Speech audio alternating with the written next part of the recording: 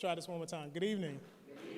Thank you. Thank you for coming out tonight. I'm Dr. Green. I am the Director of African American Studies, and Mr. Kenny Johnson here asked me to bless the mic by introducing everyone, introducing each other tonight. I just want to say that African American Studies and its affiliates across campus is dedicated to the celebration of hip-hop and its 50th anniversary. So for the course of this year, going into 2024, spring 2024, we'll continue to have a series of events that centers on that theme of the 50th anniversary celebration. So be on the lookout for emails and flyers for events coming up beginning in the spring semester, as early as maybe late January, early February. That being said, we are here tonight to continue this conversation with Johnson & Johnson about exploring the not the company though, not the company. Not the company, yeah, we don't need those problems. But to celebrate and talk about the past, the present, and the future of hip-hop and where we're moving as a culture and its impact and legacy that it's had culturally, politically, socially, and more importantly, globally. So please give it up for Dr. Kenny Johnson and my frat brother over here, Dr. Johnson. All right.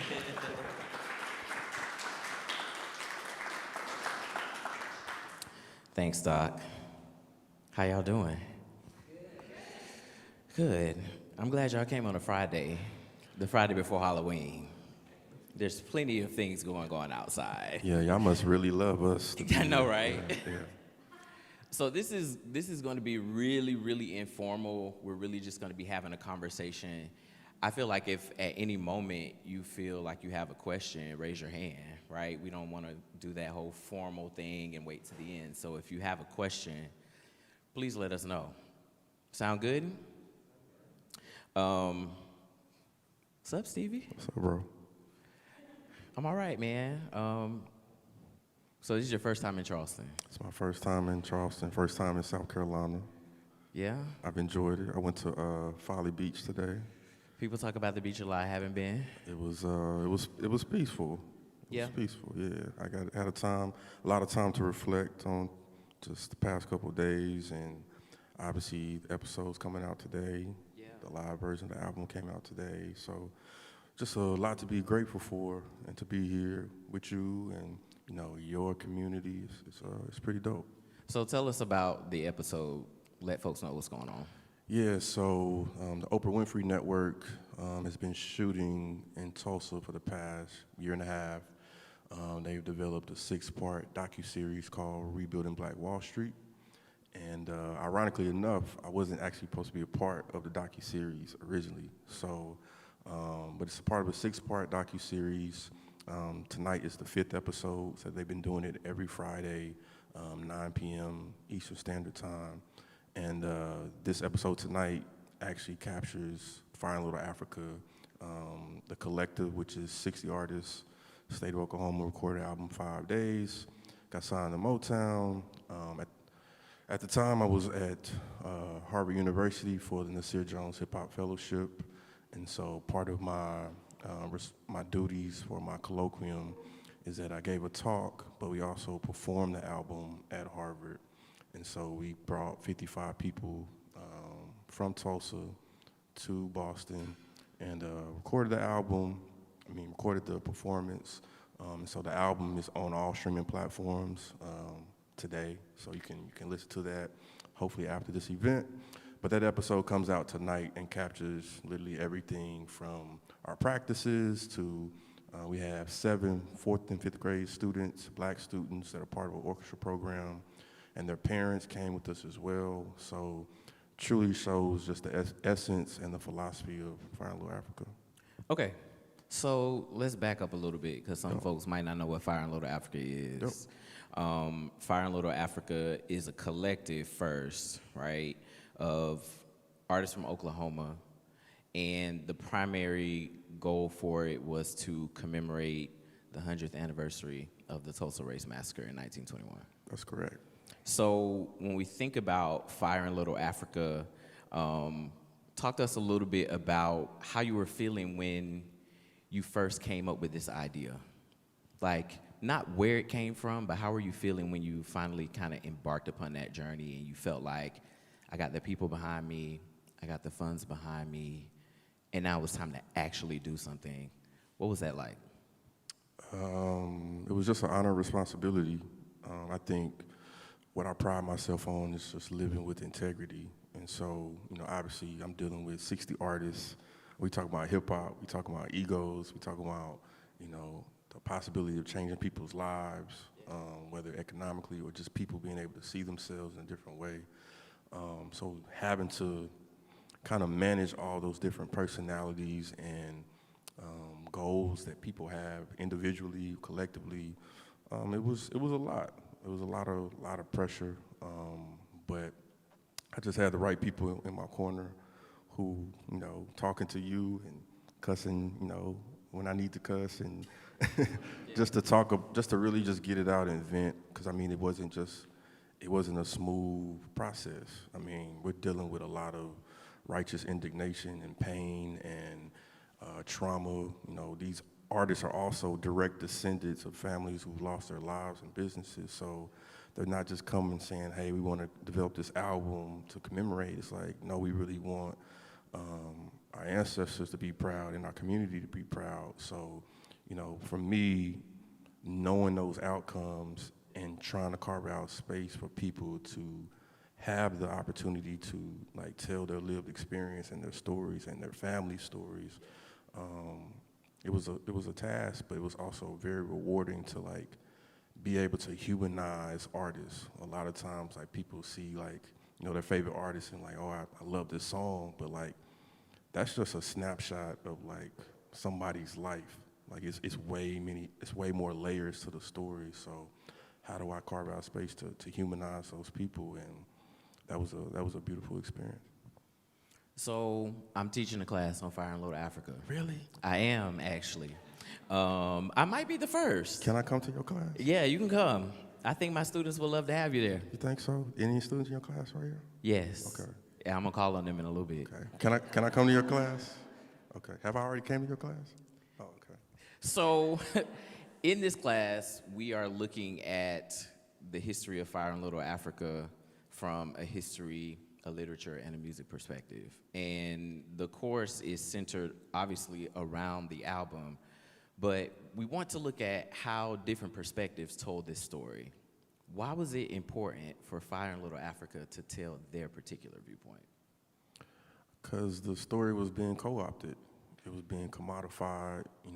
Again, just so many people were trying to pimp the legacy and the story of something that really matters to us. So, for someone who worked for an organization that had a lot of power and a lot of resources, I just felt it was my duty to make them aware, particularly organizations that are housed in the historic Greenwood District. It was my duty to make sure that, hey, you all are occupying space, space and place that is really important to these black folks and these black artists and creatives. So, we need to put up or shut up, basically. And yeah, that was just my duty. There's so many layers.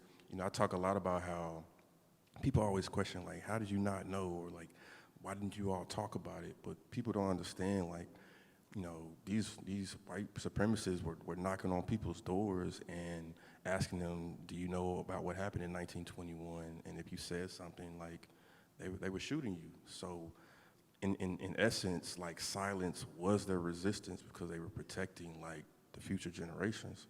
So, for us to be in a position now where we have space to unpack those social commentary or those conversations in living rooms, but also actual facts that we found as well, to be able to mash up and merge those different things, that's hip hop, truly the essence of hip hop, which is community.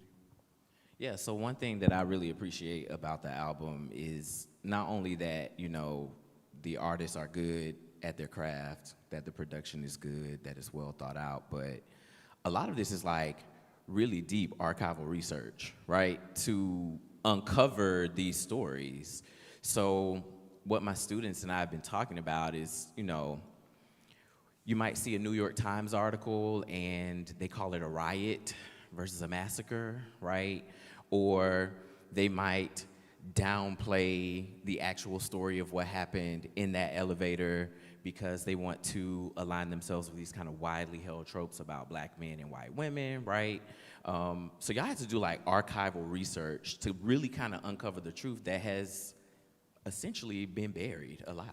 And it actually wasn't part of the process. So what happened was like, another thing that I did was like make myself like available for something that just needs to pivot.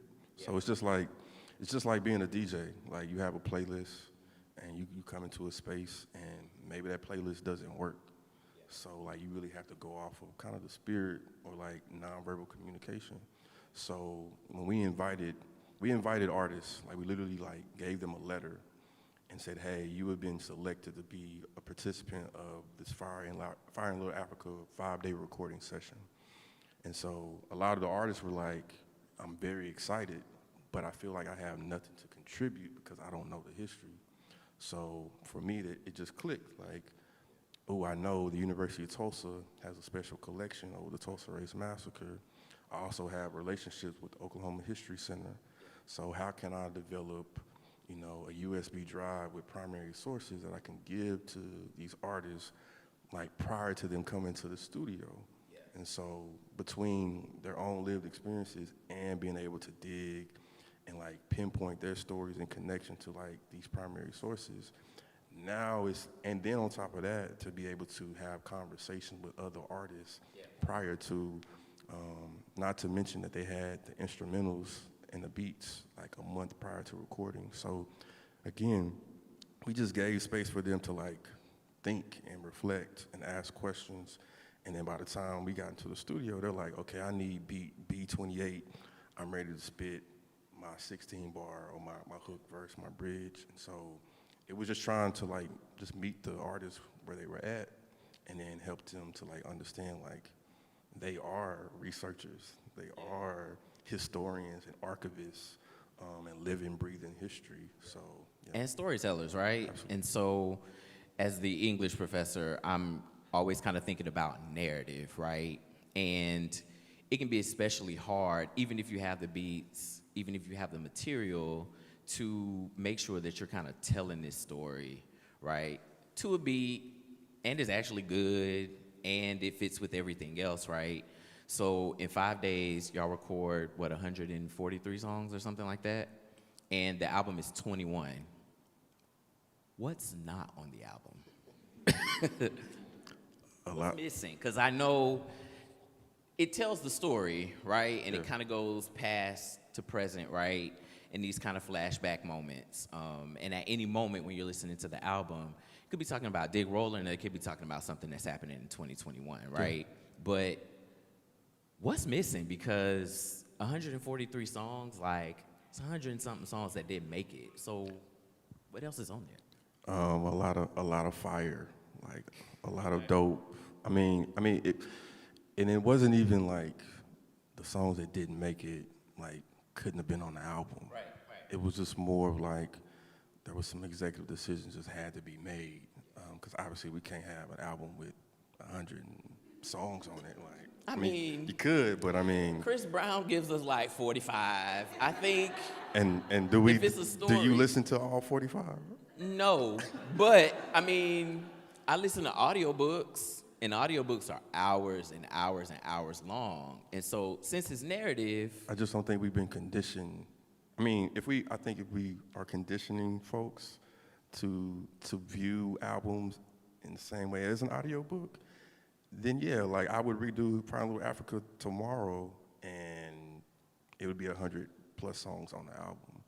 But it was more of just how do we find themes, and what are the top songs that really, there's no wiggle room for people to recognize or understand what is actually happening in this scene or in this song. So, yeah, like we even contemplated doing like Fire in Little Africa 2 and 3 and 4 with the other records. It was just more because of, things that happened that was kind of like, oh, well, we need to own Fire in Little Africa before we do anything moving forward. So let's talk about that. Yeah. This idea of censorship of black art and black expression. Talk to us a little bit about the challenges and why it was important to own Fire in Little Africa stuff before you proceeded with Fila 2 and 3, which I think we need. I think we need that. But talk to us a little bit about kind of that process of censorship. Yeah, so I mean, and I talked about this a little bit yesterday at the academic talk. Fire in Little Africa had over 4.32 billion online readership in a span of 6 months in 2021, which was more than the city of Tulsa had in 2021 for the whole year. So from a Chamber of Commerce, just economic perspective, like we were driving a lot of tourism, a lot of dollars to the city of Tulsa. And I tell people all the time, like Tulsa is like the Wild Wild West because there aren't any public institutions in Tulsa. It's Oral Roberts, it's University of Tulsa, and it's billion-dollar nonprofit organizations. So when you're driving through like downtown Tulsa, if you're on like Interstate 244, typically when you're coming into a city, you see billboards everywhere. You don't see billboards in downtown Tulsa because these billion-dollar nonprofit organizations own all the land, and they don't want people to know that they own these buildings. So as someone who worked for an organization which was controlled by one of these entities, there was a point where we wanted to release the reparation video, and they didn't want any parts with it, even though they originally agreed to allow the video to be released. So when that transpired, there was just a lot of conversations, particularly because the last question that was asked before everyone kind of agreed upon to record the album was, will we be censored? And literally an individual of this organization got up and he doesn't say isn't, he says, ain't this hip hop? So from our culture, when somebody says that, that's like a handshake to say like, everything is good, like all is fair, anything you talk about is good to go. So when that situation happened, it was just more like you didn't commit to what you actually said. So for us, it was like, because we didn't have the power to move in the way that we needed, we just sat still. It was kind of resistance to us to say like, hey, we're not gonna push this project anymore until you give us actually what we want, which is the ownership or the rights of this, body of work that we've created, like that we own. So, we had this process kind of mirrors, right, what happens to Black Tulsans post-massacre, right, where the language of riot allows folks, or it maneuvers the law or closes certain doors where people can't use their insurance to build back these things, right? And when we talk about Black Wall Street, we're talking about, in today's money, hundreds of millions of dollars that are destroyed, right? But because of language and, the maneuvering of these organizations, it mirrors that same thing where, when you are pushing kind of back against the system, right, that they want to kind of squander that opportunity for you to kind of make that noise. Absolutely. It just kept happening. Imagine like literally going to New York to go to Breakfast Club, and you're about to do this interview. You're literally in the Uber. Like, we're in the Uber, headed to the radio station. Yeah. Like, that's the only reason why we're in New York, and we're in the Uber, and I get a call from the label, and they're like, you all are interviewing today. Like, I could have been at home with, with my family. Like, so it's just those things where it's like, you're intentionally taking something away from the people that you're saying that you're supposed to serve. And so, yeah, we just came together and was just like, we're not dealing with that, and we want our rights, and thank you for your service. We got it from here, but like, let's move on. And so now that you have kind of regained the reins of this thing, What does Fire in Little Africa look like going forward? And what sorts of risks will you take now that you own it? Yeah, I mean, I think the live version of the album today is one of those steps. And, you know, we split with everything, with everybody. Yeah. So if there's an 8-piece band and there's 7 4th and 5th grade students and there's 2 artists on the record, everybody gets their splits, and we agree upon that. Yeah. Everybody's registered as artists. Like, imagine 7 4th and 5th grade students who are registered through ASCAP or BMI, which is a performing rights organization, and they're getting, you know, a master and publishing credit. So, and who's to say, like, obviously we're in a streaming environment where we're only making pennies, but, you know, people are going to see this episode and they may say, hey, we want to utilize some of your music that you all own in a commercial, and we get to negotiate that as an organization, and that's potential generational wealth that could be, you know, circulating. So I think those are ways that we're thinking about. We're also thinking about a cooperative, you know, piece. So we currently have a 501c3 called Everything Is Us Incorporated, and so we have lots of organizations like within Fire in Little Africa. Like there's the No Parking Studios, which is a visual artist collective. There's Raps 101, where an artist named First Verse is teaching students like the elements of hip hop and bringing in Fire in Little Africa artists to teach these particular pieces. You know, obviously we have the curriculum and we're going into high schools, and these artists have been trained to go into these classrooms with teachers. So we're doing like the community, like promotion and tenure. We're doing the research, we're doing the teaching, we're doing the service, but we're just doing it in a very communal way where we're just sharing the wealth. Like, I can't be everywhere at all the time, but depending upon what, you know, is happening, oh, this is what you're looking for, these are the people that you should reach out to. So it's all just circulating ideas, circulating opportunities, circulating, you know, love and support, and just thinking about, you know, other people. So that's what I'm looking forward to. Obviously, from the music side, you know, I come from like the mixtape world. So I come from, you know, the DJ Clues, the DJ Dramas, the DJs like driving, pushing like new artists. And I think being intentional, like in the streaming world, it's like, how do we utilize, which Fire in Little Africa is 2 years old. And I get the analytics of Fire in Little Africa every week. And we're still averaging probably 10 to 15,000 streams per month for this project. So in our minds, it's like, as opposed to Kenny just releasing your own project on your own profile, why don't they just say Fire in Little Africa presents Kenny's project? You still get all the royalties. You just use the platform that is driving like people to listen. So it's just, how do we take, you know, this artist and just kind of spread it out so we can really share to the world, like, okay, they're part of this collective, but this is the individual artist. This is why they're so dope. So, and thinking about hip hop, like the collective is a huge part of the history of hip hop, right? Absolutely. So I kind of want to back out a little bit. When we think about the landscape of hip hop, people don't think Oklahoma.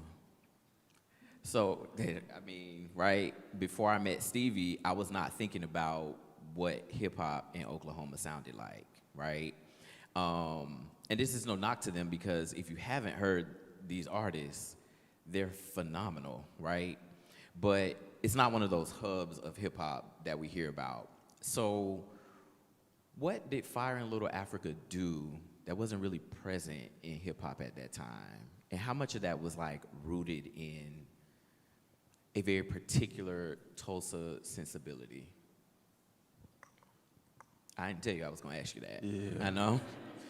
say it again. I want to make sure I got it. Yeah, so like when Fire in Little Africa comes out, y'all are making this project.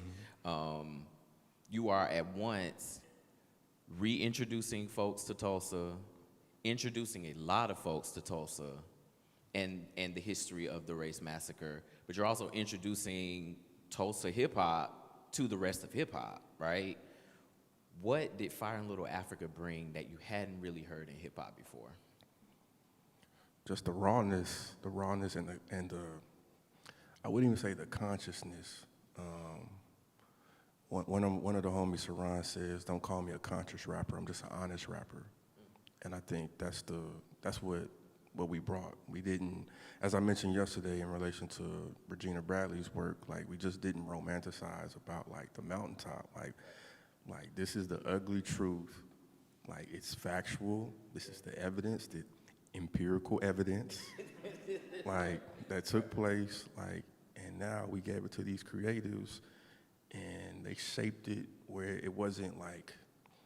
It's hard, particularly collectives or just artists who are trying to be conscious. It's hard to like do it in a way where it doesn't feel like on the nose. Right. Like it's a vibe to it.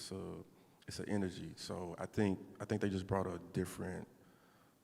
they just brought honesty to like something that people may have heard or may have not, but like it allowed people to walk alongside these artists and provide like a visual representation as they're listening to this project. So yeah, I think it's just honesty, like, and just not caring about the industry, like just trying to tell the story, like to truly like release some stuff so that like they can really like it informs them and their processes and how they move and how they're creative even outside of talking about Fire in Little Africa. So I'm glad you brought up Regina. She's doing the talk right now. What's up, Gene Bean? So if you don't know, Regina Bradley is a Southern hip hop scholar at Kennesaw State. She wrote a groundbreaking book chronicling Stankonia, the rise of the hip hop South. And it really kind of changed the landscape of hip hop studies, right, when it drops. And she was one of the people invited to the recording sessions. And so there are two parts that I kind of want to talk about here. First, one of the recording spaces was the Brady Mansion. And Regina, she wrote an article called Sonic Sage about her experience there. And she talks about how when she walks up to this former KKK mansion, that the energy was off. And you said something to the effect of, we're about to change that. Can you talk about the kind of bodily experience being in a former KKK mansion, even though it is reclaimed and owned by someone different? Talk about like what that space felt like. Yeah, so just to piggyback, I had my headphones on as she's walking up. She said Stevie first. Yeah, she said, she called me by my government name, and then she said, "View." I don't know how I heard it because I had these headphones on, but she was like, I'm not going in. Yeah. She's like, I can't. And I literally had to like grab her by the hand and like kind of give her like that grandmama, like, it's gonna be all right. Yeah. But like literally like this, as you walk in, there's this huge chandelier. And we had 6 studios set up in like this 3-story mansion. And the chandelier, mind you, like the weather was good. Like the chandelier was just shaking the whole time. Like whole time. And there's a part in the documentary where one of the artists talks about, we had a recording studio set up in the kitchen because I think 4 years after the Tulsa Race Massacre, W.T. Brady committed suicide in his kitchen. And so we were like, let's set up a studio in the kitchen. Right there, yeah. And we was just like, literally just like reclaiming space. And so I'm glad you brought that up, because I wanted to ask if, knowing kind of the history of the Brady Mansion and thinking about particularly the 3rd floor where enslaved people were held in bondage, did you have particular songs being recorded in particular spaces to speak back to that space, or was it just kind of like a free-for-all? Because again, all of these songs are, you know, toward freedom, to shout out Nicki Minaj, right? But were you like, I think we might want descendants on the third floor because it is particularly angry, or we might want, I don't know, party playing in the kitchen because that's where, Brady committed suicide. I didn't think that deep, but I wish I had. Next time you need an That's English That's person. what I'm saying. That's what I'm saying. Yeah. That's what you need. Yeah. Yeah, but I do remember because the mansion recording day was the fourth day, and so the days prior to that, I hadn't, because I'm a producer. I produced 2 records on the album, Shining and Raw Cocaine, and prior to the mansion, I hadn't produced any beats because I was in my administrative hat just to make sure, artists, producers, engineers were doing okay. So when I got to the mansion, I intentionally sat down on the 3rd floor. Yeah. And I was making the beat. I think I made it like 10 minutes. And ironically enough, Steph Simon, who's one of the lead artists on Fila, says, I'm looking for a beat with some horns in it, like something that's like very like staccato type feeling. And I was like, I just made this beat with some horns, and that was the Shining record. So I think it was just more of a, like, this is ours, and like we're gonna do whatever the hell we want to do in all these spaces. And yeah, it was dope to sit down with Regina. She was on the 3rd floor with me. I was on the floor and she's sitting in the couch, and we just talking. And then like some of the lights was just started to flicker. So yeah, it was a beautiful day for me. I know a lot of people felt the energy. We talked a lot about it, but for me, I was like, this is what our ancestors need. Yeah. So you're a DJ, so I kind of want to back out a little bit. When you're DJing a party, what can people expect at a view party? I ask that. I ask that because I'm from Florida. We like to dance, and I think that every region has their thing. I've been to places where I could not dance at a party, and I didn't have a good time. So I'm wondering, like, when people come in and then they leave, I've seen people talk about, like, we had a great time, view is crazy, right? All of these things. But, like, going into it, what can people expect from a party that you DJ? Okay, before I answer your question, I'm gonna ask you a question. Why do you listen to the music that you listen to? Any of it? Any of it? Mostly because it makes me feel good. There's a sense of escape that happens there. I'm also, because I'm a musician, I also am listening for the ways in which the producer kind of put this thing together, right? What are they using? Live horns? Are they using kind of all synth beats, right? Are they mixing sounds from different regions, right? Like, are they using Beethoven on top of a Trigger Man beat with, I don't know, Money Long singing? Yes. Right? So I'm thinking about, because I'm deep, I can't help it, right? I'm thinking about how this thing is put together and what the experience is that I'm supposed to have. So, like, what experience do you want to give to your people as a DJ? It's the ability to remember. I think people, they are coming to release, but I think people, particularly for me, I listen to music because it's nostalgia. I'm trying to remember something, a moment.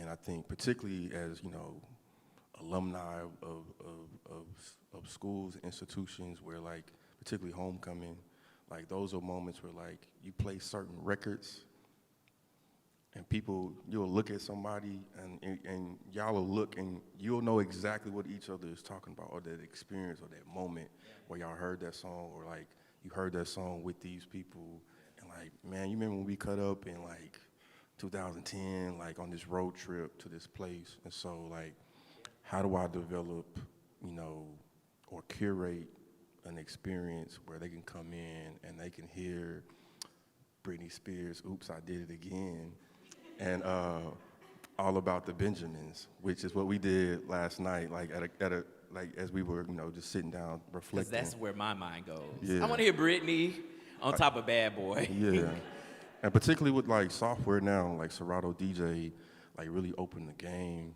with these Serato stems. So like now, I'm seeing DJs as like the new jazz artists because like they break it up into like vocals, melody, bass, and drums. So I can take out certain parts of a song and then add another song on top of that. So now it's like, for me, it's how do I develop digital community with these songs and these mashups, which are gonna be lasting like experiences. They're gonna be like in the car, like, he really like mix Britney Spears and Puff Daddy? Like, people aren't gonna, it's gonna be like, it's gonna feel different, but like it's gonna be a great feeling like once they really understand what's happening. So that's what I bring. Like I'm all about improvisation. I'm all about building community. Somebody coming to a space, what do you want to hear? Yeah. And then for me and how I've been trained as a DJ, I taught myself. All I had was software. I didn't have turntables. I didn't have a mixer. I didn't have speakers when I first started. All I had was software on a laptop. So I had to memorize my music, like BPMs, like blends, so it's easy for me to be okay with like not looking at my playlist because I'm here to serve people.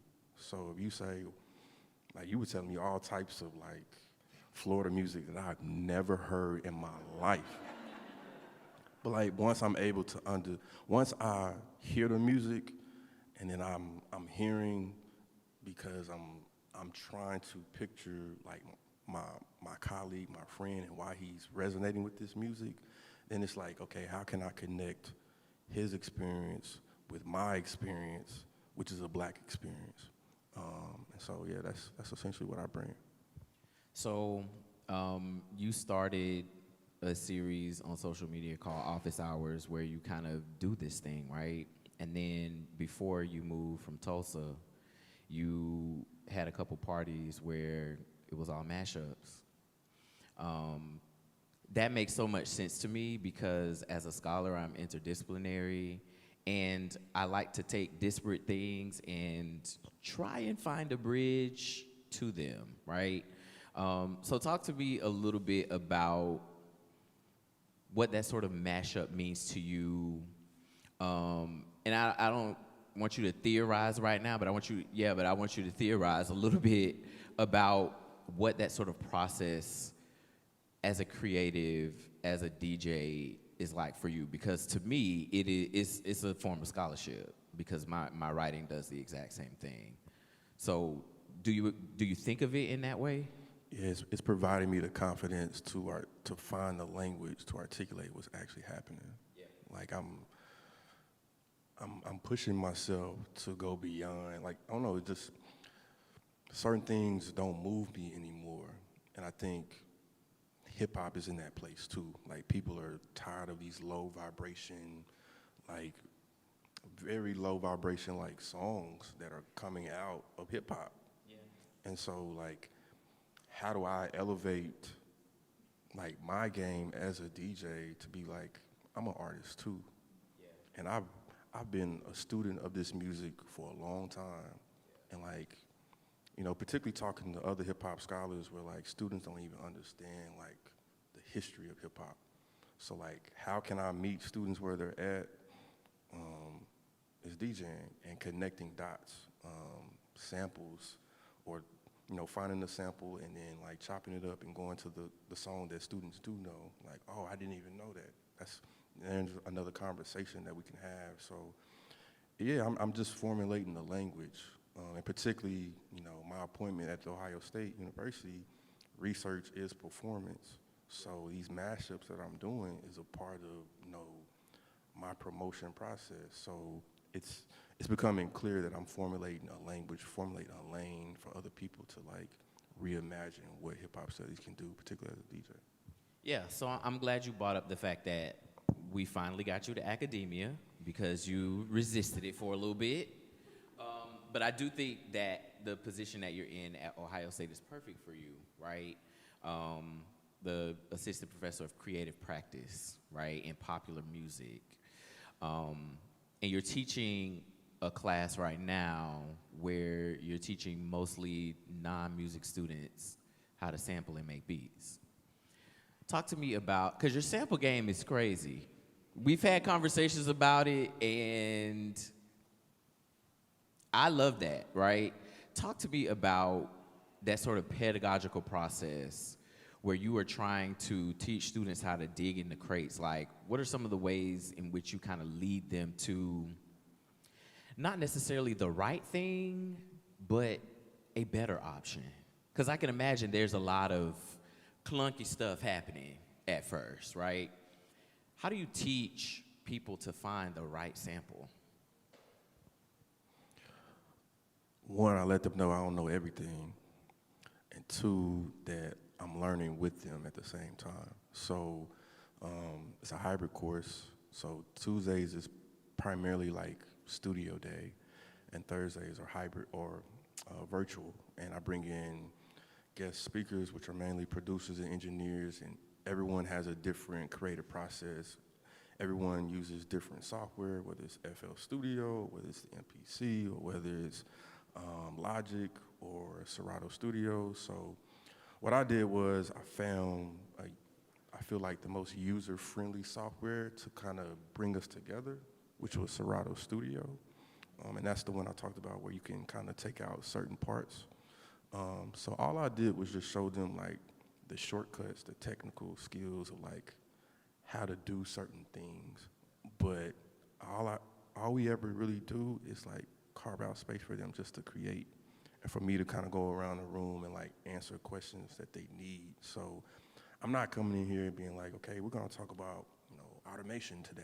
Like, it's more of just like, what do the students need in the, you know, the process that they're currently in, and how do I get them to like, to this piece where I know they want to be. So yeah, a lot of people are just like shocked at, you know, what's happening with these students, because they're like, it's only been a couple weeks, but like they're really producing very good quality like beats where like I could hear a lot of Fine African artists on the project. So are these beats, is it specifically hip hop?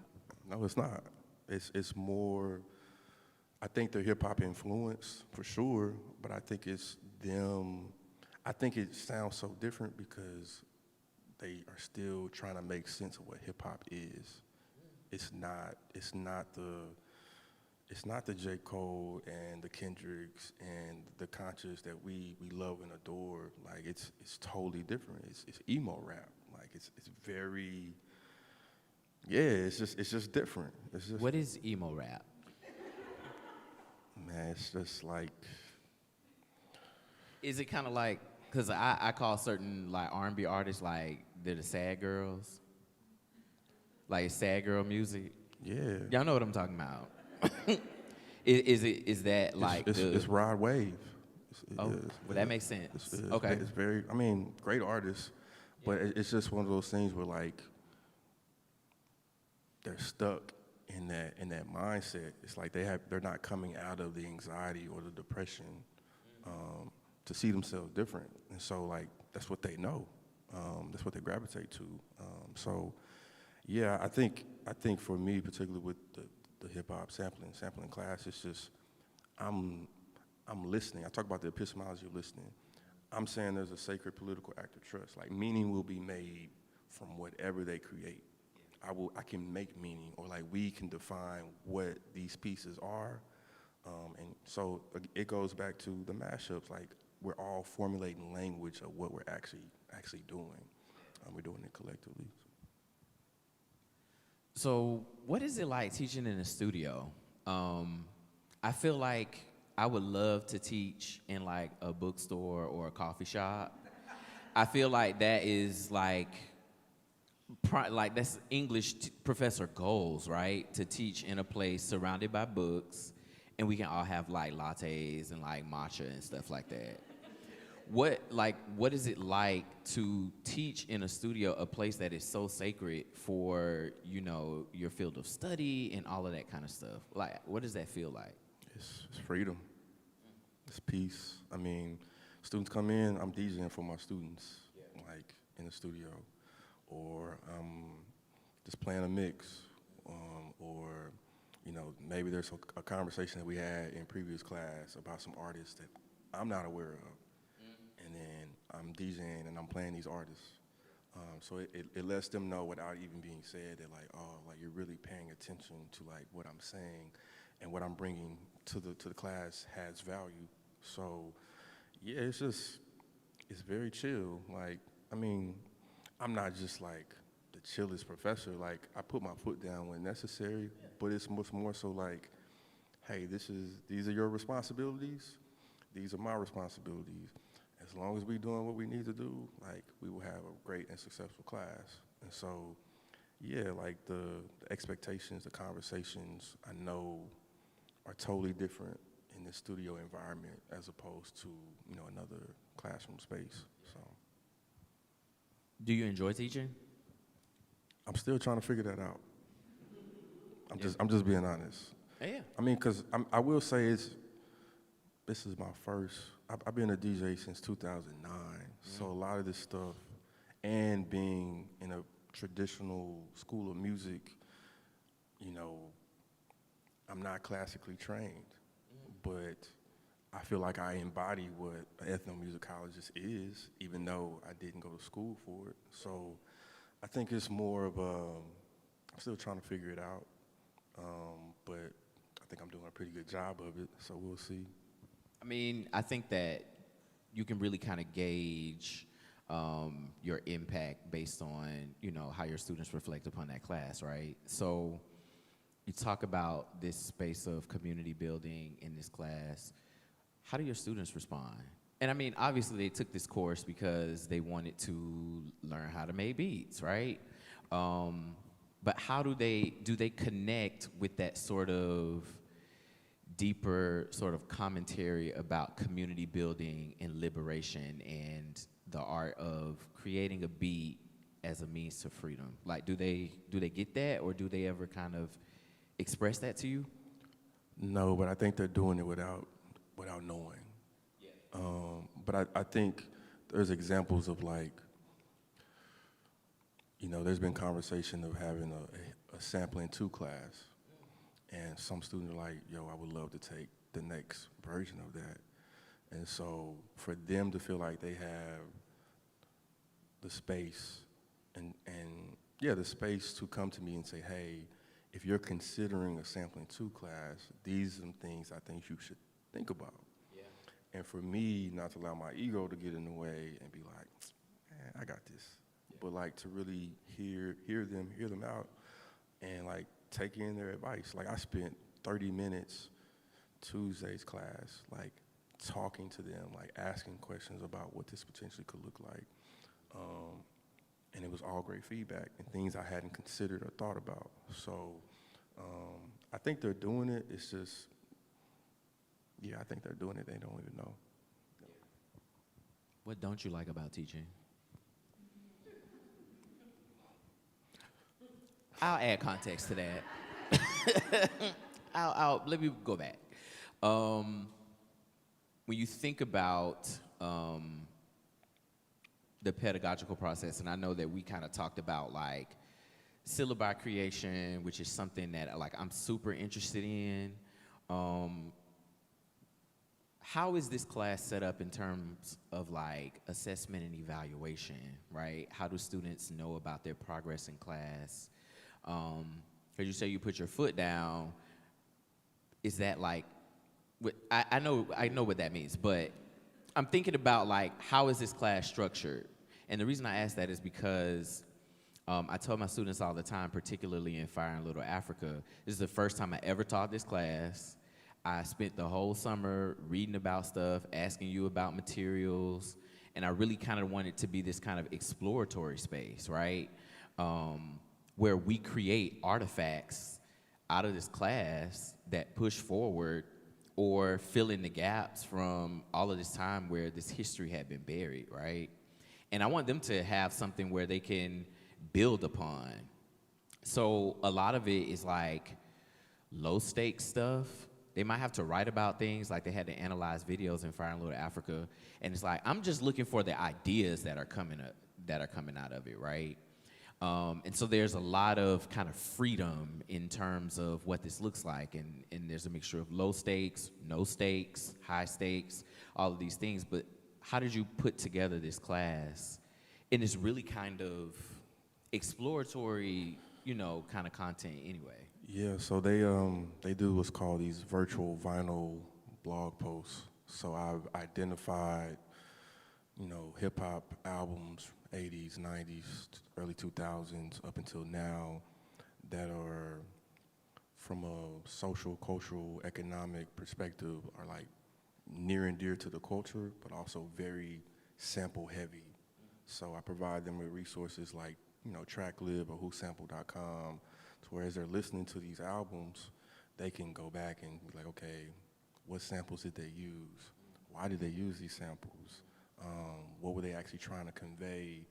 A DJ Premier, sample where he's, cutting and bringing in, a Malcolm X, like, talk, like over some Nas vocals, like that's some real deep, like, archival research that he's doing. So for them to be able to do those posts and be required to respond to other students, and then for me to provide comments about, did you know about this particular piece?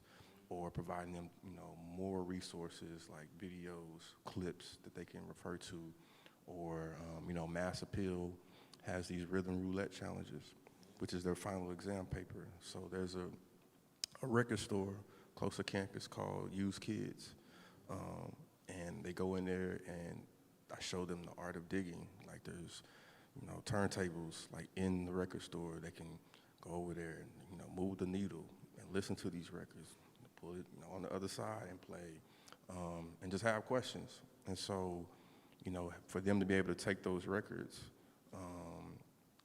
and flip them, and what we've been talking about in class is like, how do we take these, the record that you got, how can, the record that I have, we, bring both of these records together and make, a sample record collaboration. So I think those are the ways that they're engaging, like sonically, like, and we're providing like this level of like consciousness and conviction to like think deeper through just the sonics. They're talking about like, synths that are used or bass lines, or just like how that made them feel, or like a Wu-Tang album and the first time they're hearing, ODB, and just what he's reflecting in those stories. So I think assessment-wise, it's just more of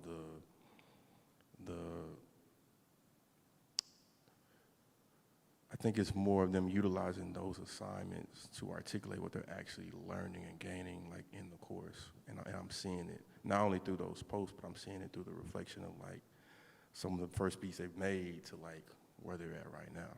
Yeah. What's the wildest sample somebody has ever used in your class?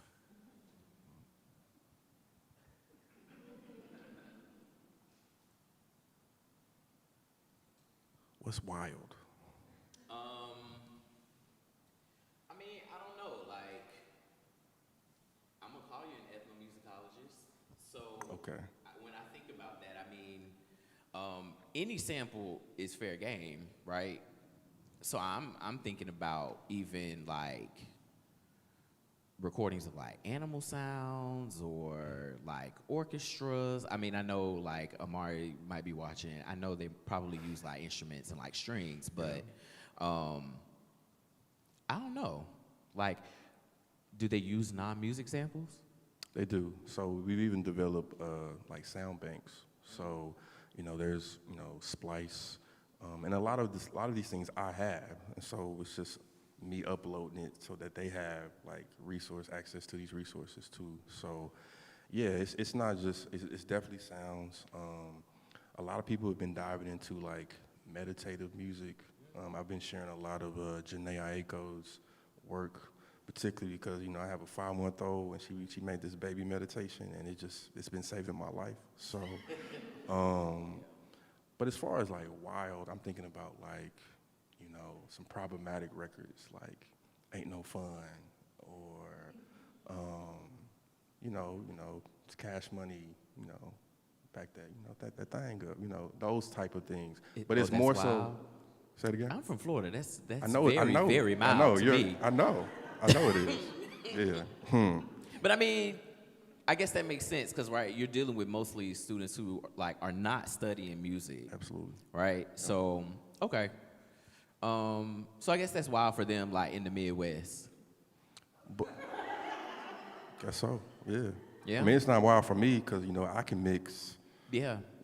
I call it "Stomp That Ass." It's like "Stomp" by Kirk Franklin and like. I mean, I think that Kurt is that sort of artist, right? Yeah. He is actually. He is. Like, it's FAMU Homecoming. They're doing something right now, and they're probably playing Revolution or Stomp by Kurt Franklin right now. Yeah, absolutely. So he's that kind of artist. So thinking about, you about to ask me something? I was going to ask you something. Go ahead. What have you enjoyed the most about your Fine Little Africa class?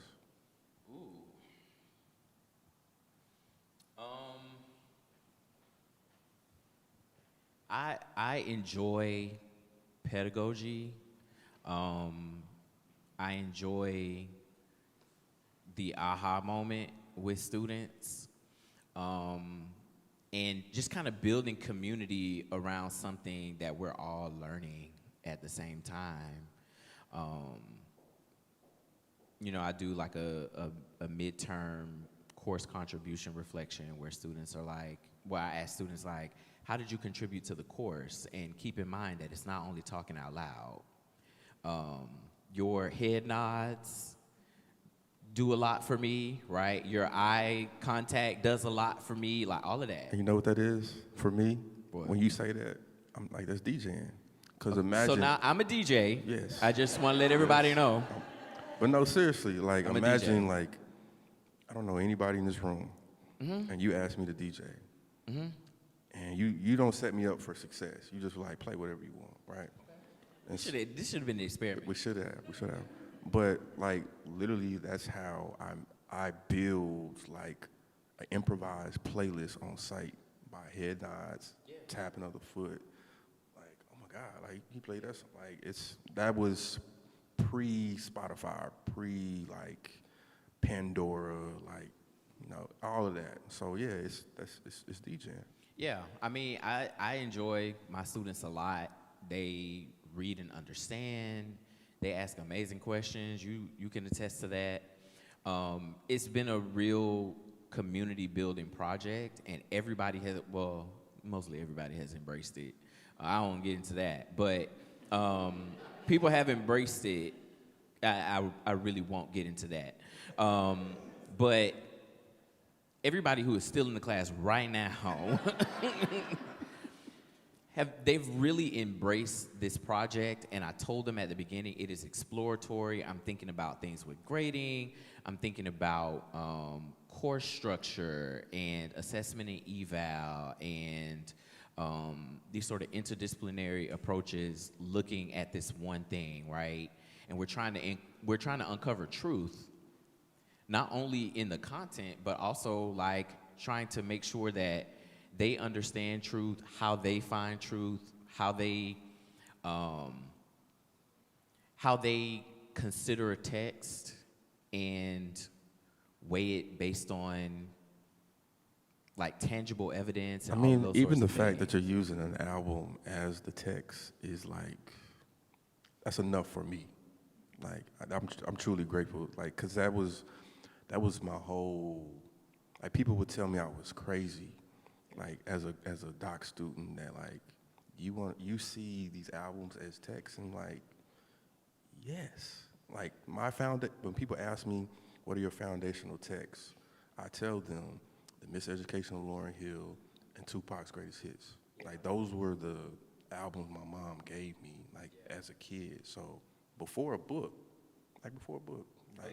So that's why I'm like, yeah, that's why I just wanted to make that connection. Like, yeah. I mean, I think about, because I'm a DJ, I think about the classroom as a party, obviously. But when I read text, And I mean, in my everyday life, I think about life through lyrics because music is such a huge part of who I am, right? And so I agree when you say foundational text, I have to ask people, like, are you talking about a literary text? Because, I mean, we could talk about like Book of Thugs by Trick Daddy and The Baddest Bee by Trina. Those are foundational texts, right? And I mean, I've done that in grad school, and I had a professor that was like, Kenny, like, this is very ambitious. And I'm like, but when I read this book, I hear Trick Daddy in my head. Like, I can't divorce that, right? And so I think about it in the same ways. And so this album being a narrative, telling this story just from a different perspective, right? What does Jewel Parker Rose say about the Tulsa Race Massacre? What does Victor Lukerson say about it? And what does Fire in Little Africa say about it? It doesn't, one doesn't get any weight, right? I mean, we looked at a New York Times article and tore it to shreds because we were like, this is trash. Like, this is obviously not true, right? And so we're trying to decipher truth, but I also want them to utilize this course to become their own sort of activists, right? To push forward these ideas to not just about Tulsa, right? But how do you take in information? How do you apply that information to build the world that you want? Like, it is very much a world-building practice for me because I don't want students to leave from my class and be like, well, that was cool. I got an A, and that's it. That's not the type of educator I am. I'd rather us not have any assignments, but my students leave being better people and wanting to influence people around them to be better, right? And as you talk, I'm going back to your question about mashups because, like, essentially, you're articulating the same thing that I said, just from a different perspective. Yeah. So, like, classroom, party, you the DJ, like, you putting things together, you allowing people to request or, like, provide commentary, like, all that is a part of, like, creating this trust. And, like, once they leave the semester, they're gonna be like, that class. Yeah, like, sure. They're gonna remember that. So, yeah. No. Y'all have any questions? What's up? No, I can talk. Okay. Oh, thank you. You know, so one of the things I took towards the end of the conversation, and you mentioned the album or the music as text, you know, it kind of reminded me too about this whole idea, you know, that seeing grassroots people producing theory, right? So in academia, it is like taken for granted that only scholars, you know, in the ivory tower can produce theory, right? And that because, you know, and that's the only kind of valid theory. And it seems to me, in terms of what you're both doing in the classroom, right, and talking about music, talking about this album, Fire in Little Africa, you know, is again just elevating to me in terms of those grassroots people being theorists, right? And that to me is so, again, is subversive, right?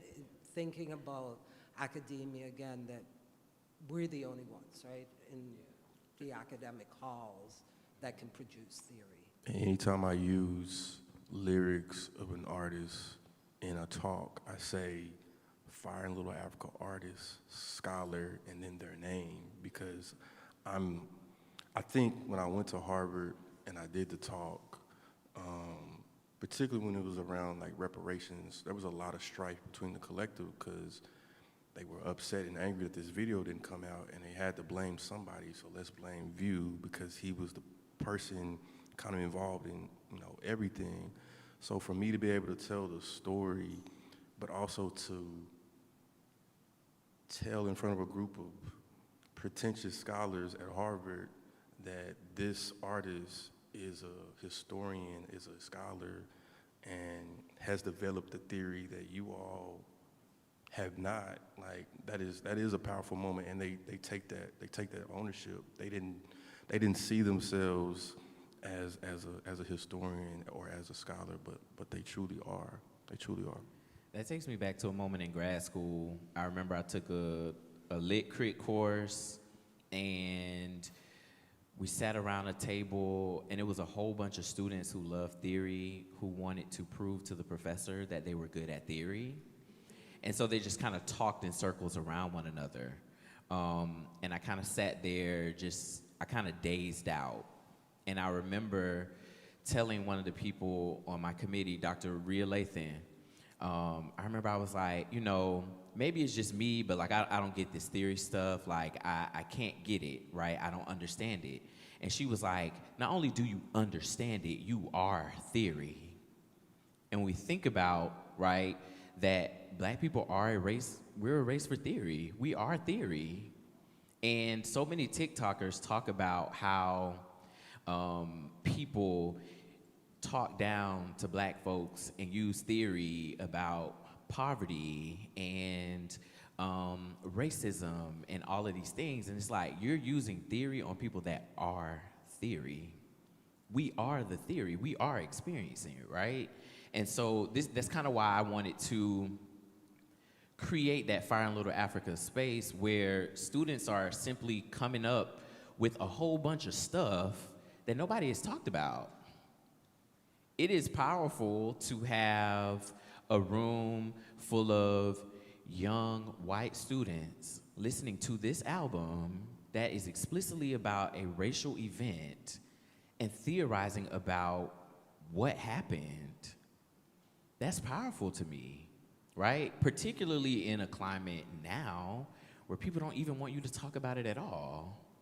Right? But it was that idea that like you are theory. And once I realized like, oh yeah, like that article I just read, that was me. That made so much sense to me, right? But the ways in which we separate this idea of academic theory versus that sort of, like you said, grassroots theory, we would never build that connection. And theory always helps theory, and I'll give an example. So I was very anxious moving to Ohio State and being in the School of Music because I'm not traditionally trained in the School of Music.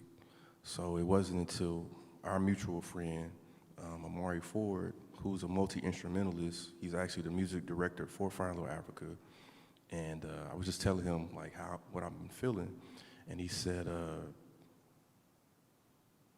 you can learn what they know, but they can't do what you already do.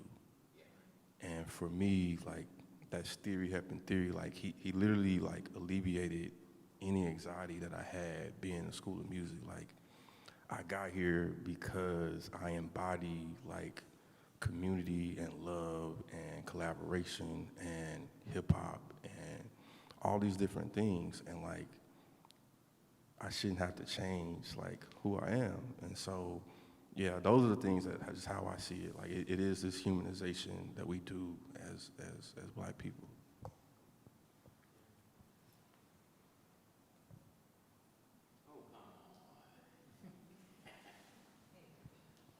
Shannon Eve. Hey. So I have thoroughly enjoyed this conversation, and I really appreciated your discussion of putting artists in contact with archival documents and then just say go, and as I'm a historian, and my mind has been racing ever since at just all of the possibilities for collaboration and how the ways in which this album, it can be such a springboard, especially in acknowledging it as text. What other texts can build off of this text?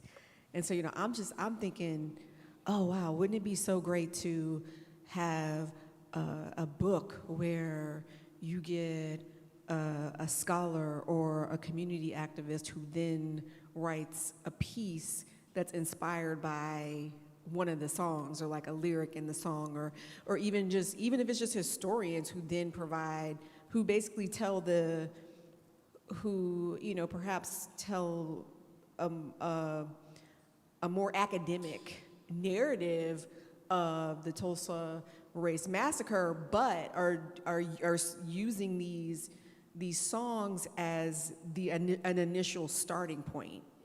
And I'm just like, wow, that would be such a cool project. And I think that's really those sorts of products I think are really powerful, because it's a different way to meet students. It's a different way to connect to students.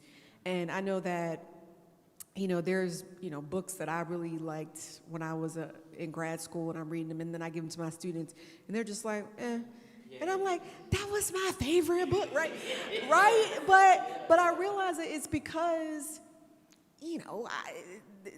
they have different interests in it, and they're, I was trained to read in a particular way, right? And so it's like my job, though, to make them excited about the things that I'm naturally excited about. And so how can I better do that? And so I don't know, like this has just been such a generative conversation for me in thinking about, not even just this album, but even other albums. How can I bring different texts, outside of academic, outside of, monographs and scholarly journal articles. How can I bring different texts into the classroom to tell a narrative story? And it's especially powerful when it's coming from people who are a part of the community, as opposed to a scholarly outsider, who's telling that narrative. So, thank you. Yeah, and I want to add, my goal, or Fire Africa, one of the goals we had was, how can this album help build community with other Black Wall Streets? So, like, how can this inspire, the College of Charleston to collaborate with community members in Charleston to tell the true story of Charleston, South Carolina? Or how can we, I've been talking to Kenny about, think of a Red Summer Tour, but the red is X'd out and it's Black Summer Tour. And you go to all these different cities, which I'm assuming would have college institutions there that have been affected by massacres, particularly Red Summer or just around that time period. Like, how do we develop like a new, like, non-traditional tour where we can go to these spaces and it's Tulsa meets Ferguson, Tulsa meets Oakland, Tulsa meets South Oak Cliff in Dallas, Texas, like Tulsa meets Grenada. Like how do we make this, how do we use hip hop to like truly like unite like across the diaspora? And I know that's, for some of me, be like, man, that's a lot, but like that's how I see the power of what can be, particularly with social media and things that are happening. So, yeah. And taking texts and creating new texts from those texts, right? Like a second edition of a book. Yeah, exactly. So we read a poem, an essay by Natasha Trethewey in Switchard called Ground Truth. And she talked about, the poem is about like a KKK burning of a cross in her front yard. And a professor had students read that poem in class and do like a redacted poem, right? Where they make meaning out of the things that are left that they didn't redact. And this KKK burning poem eventually becomes a story about the Christmas tree that is lit up in the house, right? The violence was gone, the terror was gone, right? And I think what Fire in Little Africa does is it tells about the terror, but it also tells about like the after, right? The hope, the pride, right? And it pushes it forward. And I thought about that and I was like, okay, so one of my students' main assignments is they have to annotate every text, every text on the album. So every song they have to annotate it like they would do a novel. And part of that is so that they can understand hip hop as a poetic form, right? But also, when I read that Trethaway thing, I was like, okay, so because I have so many friends that are poets, I know they talk about found poems, where you take lines from other poems and create new meanings. So I'm thinking, like, how can my students take what they already have and, you know, put together a new puzzle and create a new, so I mean. Sampling. Okay, well. Because you're a DJ, Kitty. Remember, you're a DJ. I forgot. See, I have to walk into that role. I forgot. I'm getting the logo made. What you gonna call yourself? So yeah, like that sort of idea where we have this text and we create like another edition of this text and try and extract another set of meanings from that text. So yeah, like that makes a lot of sense. Like we should think about that. You'll lead that project. Okay. It's on the calendar. You have any other questions? I would love one of my students to ask something.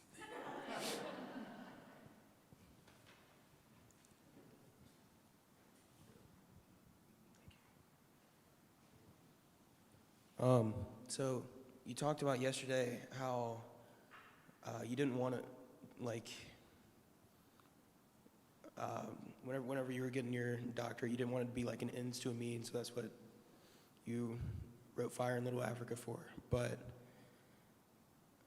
what specifically pushed you to find out about Black Wall Street, and the risk of sounding stupid, because I'm not sure if you said something about it yesterday or not, but.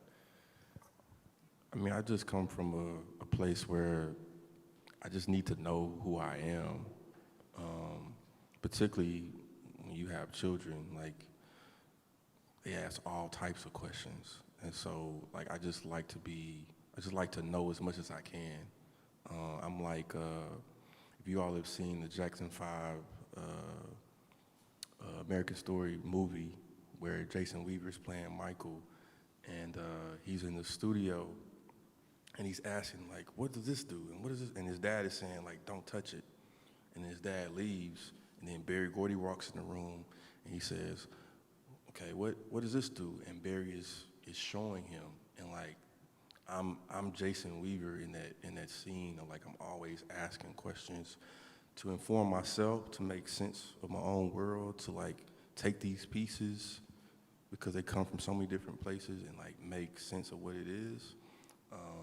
And then as those questions come, particularly for my children, it's like I'm still doing that same process. So I think it's just like, you know, we talk about the elements of hip hop, and I think the one that gets the least amount of recognition is knowledge of self. Because once I started to understand like my sensibilities as, you know, a Southern black male DJ, producer, organizer, husband, father. Once I understood all those things and like held myself accountable to those particular values and things, like life just started to kind of make sense for me. And now I'm understanding like the things that I will do, things I won't do, the things that I'll call out, the ways that I have to negotiate certain things. But yeah, me not knowing about Black Wall Street was just like, you can't be doing this type of work and call yourself what you're calling yourself without like doing the work. And so, you know, I think in your class I talked about maybe DJing and like just being all over the place and making great money, but like nothing like fulfilling me. Like I didn't have purpose yet until I went to Greenwood and discovered like this community of people and this history. And I'm just like literally that was a moment that changed for me. So it's all about just knowing who I am and my people and where I come from.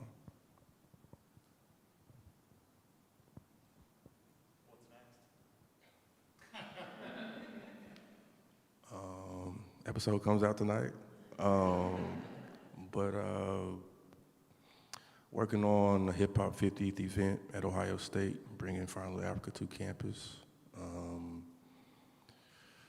And yeah, just getting the business side together, the organizations, the resources. Finally have a grant writer for the organization. So just finding those pockets of funding that speak to what we're trying to do as a community, share those resources, and just move out the way and let people create.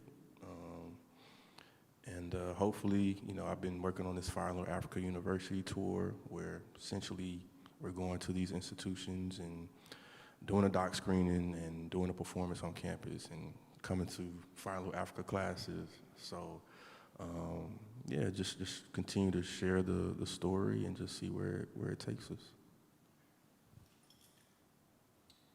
So kind of piggybacking off of that, I know that you guys commented a little bit about interdisciplinary approaches. This is something that we've chatted about in our appreciation for.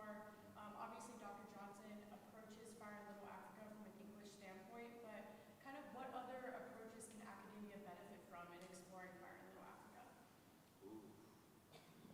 Psych, Soc, Philosophy. marriage and family therapy, economics, all of the above. like, yeah. I mean, I'm currently working on about to work on a project with School of Medicine, Ohio State, to do some sonic projects around dementia patients, and particularly getting their families involved. So yeah, like this thing can go in so many different directions, and I just think people see the commodification side and don't see the actual real life, you know, things that can come out of this, just the perspective, the lens. So yeah, it can go in so many different ways, and particularly us being interdisciplinary, like you can put us in whatever space and we'll make it happen. Are there any samples on the album that are particularly meaningful to you or any of other artists? So the thing with this album, because we knew there may be a potential of it getting like really big, we had limitations on samples that were used for the project.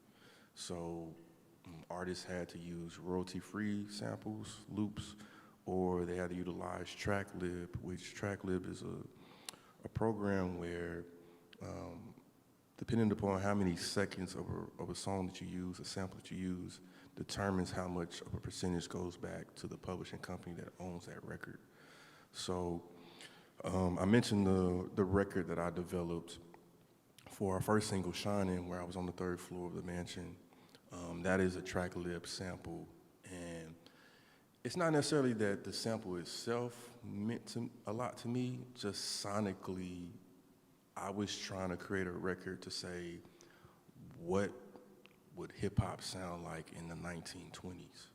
And so I was looking for, when I'm listening to music, I'm envisioning a certain scene in my head. And so when I heard the bass line of this record, of this sample, it envisioned like this upright bass, like I'm thinking like Love Jones Sanctuary type vibes where people are coming to the space and they wanted to hear some Nicki or Gil Scott-Heron, like, and then this upright bass that's playing. So yeah, I was just trying to reimagine like what hip hop could sound like in the 1920s. If the black dollar is circulating 22 times before it leaves the community, like they're definitely letting their hair down. So like, what does that sound like? What does that feel like? So yeah. We got maybe time for like one more. Kyle, what's up? This might be kind of like a hard answer to pinpoint, but you mentioned there's a lot of songs that couldn't make it onto the album. I was wondering, is there a song that you really wish could have made it? And is there anywhere, like possibly, you mentioned making a fire, sorry, you mentioned, and I know this is like kind of general, but also, and it's broad, but is there anywhere we could find the songs that, or because you mentioned making like a Fire in Africa, Fire in Little Africa 2 and 3. think me and Kenny will have a discussion. I think what we can do is, I still have those songs secured in a safe place.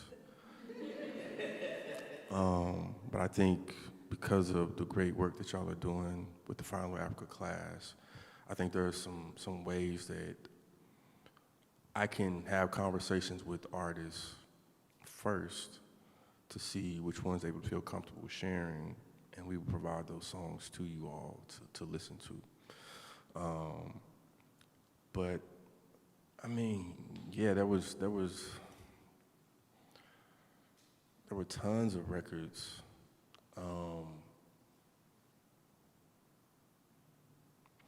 There was one in reference, like specifically about Bass Reeves. I don't know if you all have seen like the episode Watchmen, but the black guy in that scene is representing Bass Reeves, who's this black man who is essentially like law enforcement that is like taking care of like the black community. And so just a lot of those records that just, I personally, and I produced some of those records too, but I think I'm content with what's on the album because we were able to have very constructive conversations about negotiating what needs to fit and what doesn't. So, but definitely there's tons of tracks.